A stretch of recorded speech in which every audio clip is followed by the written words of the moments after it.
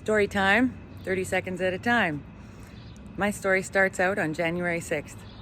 January 6th is when I decided that I was going to contact somebody to get a laser to help with tattoo removal and some spots for the people in our community, because nobody has a laser like that in this community, and I really wanted to help out.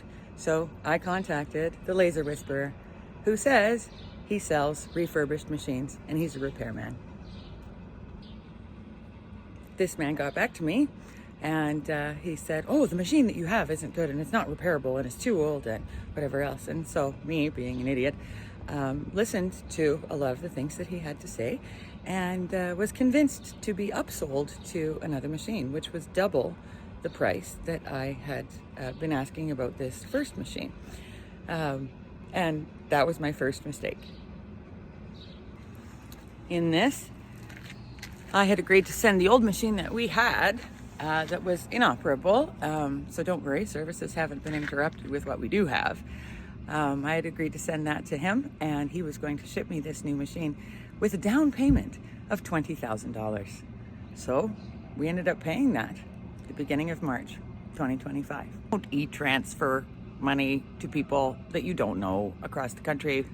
You can't get that back. Bank drafts, other ways, even canceling checks. I'm not sure. I don't know the safest way, but I definitely know it's not e-transfer. So we sent 2 separate e-transfers to the max limit that we could of $10,000, again, on March 10th and 11th. As a small business owner in Central Alberta, I don't have that kind of money just sitting around. And so we had done cost analysis on this, and we had done what are we going to get from what we're giving, and we put that money against our house. Smart at the time, we thought we would be able to make that up by December, no problem.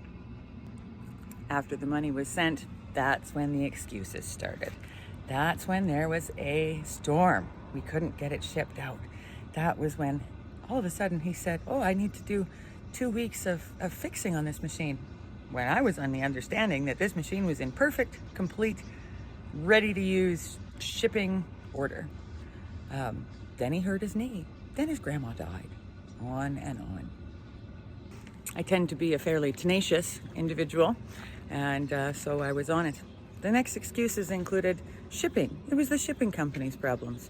So I contacted the shipping companies. They had 2 different stories. That was very interesting too. And he sent me insurance documents that he had gotten from his insurance company for shipping with this particular company.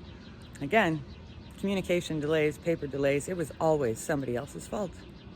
After 2 months of back and forth with this guy, he finally decided to switch shipping companies and got it on a truck. Now, I was very skeptical at this point in time because of how much he had evaded me up to this point. So I got a hold of the shipping company to make sure that that was getting on a vehicle and going to where it should have been going. Which should have been by my back door, but unfortunately it was just to a depot in Calgary. This was after 2 months of time, remember? So I was getting a little wary.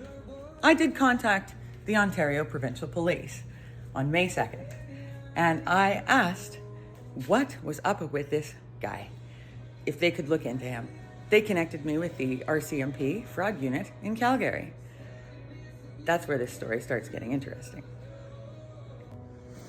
When I contacted the RCMP in Calgary, they sent me to the RCMP here in my small town.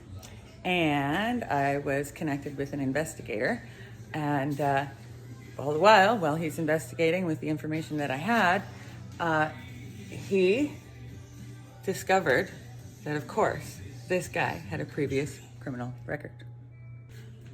We had to hotshot down to Calgary to pick up this machine, which again was supposed to be in perfect working order.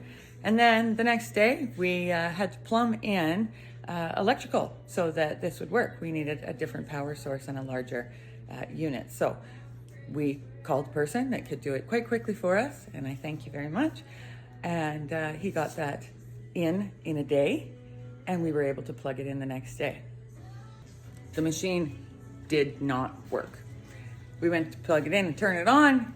the screen did not illuminate. There was a lot of whirring and buzzing and very loud laser sounds that you would normally have, but I couldn't get the screen to illuminate. But if I looked really closely, I could see what was on there. And of course, I had the owner's manual. You can find a lot of information on the internet nowadays. So I was able to start it up. But do you think it would actually fire? No, because you have to go through a calibration process on these things, right? So I put in the different handles and I started the calibration process. No firing, calibration error. Go into settings. It doesn't matter. Change all of my hand pieces.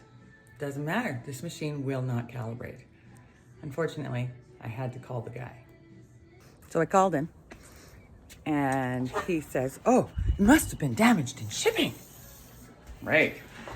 So I was able to troubleshoot and get the screen to illuminate just by plugging in a little plug at the back of the screen. I think maybe he was testing to see if I could actually undo a couple of screws. Got that done. Tried the calibration and everything again. Still wouldn't foam. So I went to the internet and I did some troubleshooting. While I was looking all of that stuff up, I decided that I was going to, again, look at the reviews of this gentleman. Of course, on his website, all the reviews are good, right? There's these thing called bots. You can actually pay people to put positive reviews on things. You can get people to forge certifications for you and put them on your website. And this is what he had done. And so when I went deeper, I went to Yelp. Thanks, Ash. I went to Yelp and I went to the Better Business Bureau and I went further into the Google reviews. There's a few other sites I don't remember. And I really dug deeper into those reviews. This is where I found a lot of dissatisfied customers. So I started following up with those. Many of you know that I have been a teacher for the past 15 years in our small community. And so getting a hold of people that I don't know is kind of natural to me. I would have to call parents or I would have to call people that I don't know in the association and arrange things. So I decided to pick up the phone and give a couple of these people that had left negative reviews a call. I will not give any of those other salon owners' names, but I did talk with some people and they had very similar stories to mine. Losses of $15,000, losses of $30,000. People had taken him to court. People had won. They still didn't have their money though. And so being the tenacious individual that I am, I decided to look into it a little bit farther. There is public record of different people that have taken people to court. And again, you can access those public records quite easily by using your computer, right? Asking a few questions, calling the right people. I have found that there has been several cases against this gentleman for fraud, theft, loss of funds over the last 5 years. Those people have won, and he keeps on evading the collections agencies. Remember, I've still got a police file on this, and so I'm reporting all of this to the investigating officer. I don't know what happened, but all of a sudden, this guy decided that he needed to come out to Alberta and he needed to fix my machine. Well, we finally arranged a date.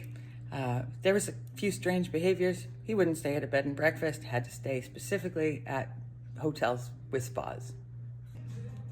He does show up after 9 o'clock on the day that he said he was going to. And he comes into the back and he's got 2 rather large cases brought out of the truck, or he had an SUV. And he brings it in and he starts unscrewing things and clinking around and making quite a ruckus in the back. But again, I still don't hear that very loud worry machine turning on. What I can hear is I can hear YouTube videos playing off of this guy's phone. YouTube videos on how to fix a laser. This is when red flags are really waving, really badly. And when he had the audacity to ask me to source some equipment for him, which is fairly basic equipment, corded alligator clips. I was able to do it in 15 minutes. This shocked him. He had pulled out a business card and he was trying to mansplain everything to me about the mirrors and about these transmission switches and about this one part. And he actually said he could go and source something from Canadian Tire here in town. This is getting really odd. You would think that a laser repair maintenance person would have all of the necessary equipment right there in those buckets that he had brought in from the car. He then came up with a very specific part. This is a TD1000. I'm not sure. It's called a trigger transmitter. And he asked me to source it for him. Normally, this would be a very difficult piece for a salon or spa owner like myself to source. Again, I think it might have been a bit of a test. So I put that out to my social network, and I was put in contact with a few people that would know about this fairly quickly. Again, thank you to my social network. My people here in town are fantastic. And again, I won't be naming anybody in this rant, but I made some phone calls and found out that this very specialty piece is a 20-week pre-order from the manufacturer. And it can be shipped out. But again, after 20 weeks, this would put us in December. And this was the time that we were looking at having the services done so that we would be paying off that machine. I took that information to the gentleman who was piddling around in my back room and taking this laser apart. And he was very shocked that I was able to find the information on what it was and how to get my hands on one of these things myself. And so all of a sudden he got a little nervous. And he said, "Oh, well, I have to go. My rental car has to be returned. And the spa at the hotel isn't good enough for me because my back hurts because I've been driving for too long." And he disappeared like a fart in the wind. Gone. So I thought, okay, well, maybe if this part really is the part that he needs, we can find one. And again, I started looking around sourcing because manufacturers, other distributors, other laser parts people should have that. I was able to find one. And they told me that that was not actually what I needed. So instead of him waiting around, even though I did find the part, to just for the next day, because he said he was staying for 2 nights and could come back the next day, he disappeared. He had to get out to BC to be with other customers and whatnot. And so he left. Again, this is all happening in the meantime while I know what's going on with him screwing all of these other salons elsewhere. So now I've got a little bit more information. I followed the leads down the rabbit hole, and I found the guy that this machine actually belongs to. Yes, it was stolen. It was stolen in 2019, taken for repairs that never happened, and then resold. Resold not to me, resold to another gentleman in Ontario. Couldn't get it fixed. So then he got upsold on a different machine, which was probably also stolen. So the guy that had originally sold me this machine, right here, he took it back and he had it on the website. Funny enough, it was still with the picture from the original owner that he had taken in his shop in Abbotsford, BC. You can tell it's the same because of the key fobs and because of everything else with the machine. So I got a hold of him and we started talking. With my newly acquired knowledge that this machine was stolen, of course, I went directly to the police because that put me in the position that I was in possession of stolen property. That is a crime. But because I had gone to the police earlier with women's intuition and gut feeling, sorry, I'm doing laundry, I was able to basically give myself immunity from that because now the owner of the machine knew where it was. And I knew who the owner was. And of course, I was holding it for him and not going to give it back to this gentleman. So this is when the police started looking into it a little bit more and had an interview with me. We were able to confirm the VIN numbers, of course, and the serial numbers of everything, proving that it is actually stolen. And we also proved that it has exactly the same thing wrong with it that it had wrong with it in 2019. So we decided that we were going to actually lay charges. And this is not suing. Because if we were going to sue, then we would just end up being in exactly the same position that all of those other people that had civil suits against him were in, right? We would have to go to court, we would have to pay for lawyers. we would have to win, which we would, obviously, with the track record. But then we would have to send it to collections, and we wouldn't get our money back because none of those other people have gotten their money back. So we're in lose-lose territory now. Needless to say, this really stressed me out. So we've got no money to go to lawyers. We've got a lot of evidence of crimes that have been happening from Vancouver to Halifax against a lot of small business owners. Some of them, because of this, have had to go out of business because these machines are not inexpensive by any means. So, again, we decided to lay those charges. Meanwhile, the guy has no idea that we know any of this or that we're going to be laying charges on him. And so he's still saying to me that he's going to come out and he's going to fix this machine, right?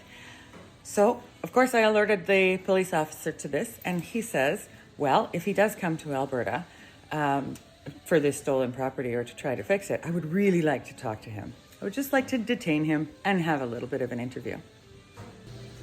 I'm keeping everyone in the loop on all of this, and so I was talking to the gentleman who actually owns the machine, who is a true gentleman out in BC, and we got thinking about this, and it's like, well, we're not going to get our money back, and so we had considered him signing the machine over to me with the extra $10,000 that I would have spent on it in repairs and whatnot, to possibly repair it, get some money back, and then hopefully give him some compensation in some way. But yesterday, started looking into actually repairing the machine. After 10 years of these machines being produced, they call it end of life. And so the manufacturers that produce these machines stop producing replacement parts, they stop sending technicians out, they stop supporting the clients that they had sold these machines to. And this is across the board. Doesn't even really matter the brand of the machine. Also, before you're going to get a machine serviced by a technician from the manufacturer, you have to have the machine registered. And the registration costs for those machines are anyway from $3,800 US to, I believe the highest was $14,000 US for me to register these machines, to even be able to order parts that may or may not be available. And so their solution is to sell me a new machine, get me on a new program, upgrade. Comparable machines now, new, here in Canada, $120,000 Canadian for what we wanted to do with this, right? Yeah, it seems like the safer bet, but if I can't have $20,000 borrowed against my house and continue on, obviously I can't afford that. So the technology is now not available to small town business owners like myself. Then I started looking into other laser technicians. I was told by the manufacturers to go to the internet, look for somebody that can repair it. There are people out there. Yeah, but in further digging, I find out that lots of these companies are actually connected, and they are doing exactly the same thing that this guy was doing. They were even working with this guy, putting parts back and forth. People that do not have the qualifications. So now I'm in a moral conundrum. I mean, obviously, we're going to be laying the charges. This guy is going to have a warrant out for his arrest in Alberta and BC. Hopefully Ontario, too, with the other salon owners that I was talking to. If he doesn't show up for his court dates, he will be stopped at borders. He won't be able to freely roam about the country. Still doesn't have major consequences for the financial suffering that he's given to hundreds of businesses in Canada. And with the knowledge that I now have, there isn't anybody to repair these machines. Seems appled to me, right? You need the newest OS, you need the newest plugin, you have to buy the latest machine, and they cancel everything else. So we actually can't do that. It may be a way to try and keep the machines and the technology in the richest people's hands. I'm really not sure. Add tariffs onto that, by the way, because of course all beauty stuff is now being tariffed, and that's Canadian tariffs, so we have to pay more for these goods that are coming in from the US, right? Again, it seems to be a no-win situation. I wouldn't morally be able to sell this technology to anybody. I don't think it would be worth it to anybody if nobody can get it repaired anyways. So, now what? Do I dig in deeper? Do I try and find how this is all connected, how these companies that say that they have repair and replacement or refurbished machines that are doing exactly the same thing are connected. Will the police do anything about that? No, it's white collar crime. The Crown is not going to accept any of these files, right? Why would they accept a case that they would have to do all of this work for no monetary value for themselves? And it's affecting small business owners in Canada. It's very concerning. It's draining on my emotions. It's draining on my mental health. I am a helper. I am a healer. I want to help people. I want to help people avoid it. And so this is the first step, is me telling my story. Do not go to the laser whisperer. Do not give him any money. Do not trust that he will repair your equipment. He will probably take your equipment to repair and then sell it to somebody else, and then try to say that he's repairing it there, and then he'll bill you for that. And then he'll try to upsell you. Oh, that must be a faulty machine. It's a lemon. I'm going to send you a new one. Upsell you, take a little bit more money. Try and repair that one, take a little bit more money. Until finally, it pisses off the business owner enough that they ghost him or he ghosts them and nothing else is done. Serious question. What would you do? What would you do? I've been scammed. I'm in a no-win situation. I'm out $20,000. I can't provide these services to my community, which I believe needed them. I wouldn't have done this if I was not believing that there was a need to be filled. So I'm taking suggestions, and I hope that you share with other people as a warning, as a PSA. Laser whisperer, bad.